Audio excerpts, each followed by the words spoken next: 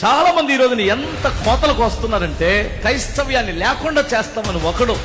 క్రైస్తవం లేకుండా చేయడానికి క్రైస్తవులు దేశద్రోహులా? ఎవరినైనా పాడు చేశారా? దొంగల, వ్యభిచారులా, దోచుకునేవారా? చేతనైతే ఇతరులకు సహాయం చేసేవారే గాని ఇతరులకు హాని చేసేవాడు క్రైస్తవుడు కాదు. నీతి కలిగి బ్రతకమని చెప్పేవాడే గాని నీతి తప్పేవాడు కాదు. అలాంటి వారిని లేకుండా చేయడానికి నీవెవరవి? వీళ్ళకు నాయకుడు, అధికారి, తండ్రి, రాజు, పరలోకమందున్న దేవుడు. మానవ సామ్రాజ్యాలు ఆయన చేతిలో ఉన్నాయి. ఆయనకు వ్యతిరేకంగా లేచిన ప్రభుత్వాలు నామరూపాలు, అడ్రస్ లేవు. అందుకని ఏ నిజమైన చరిత్ర ఎరిగిన ఏ నాయకుడైనా క్రైస్తవులను ప్రేమించేవాడుగా ఉంటాడు.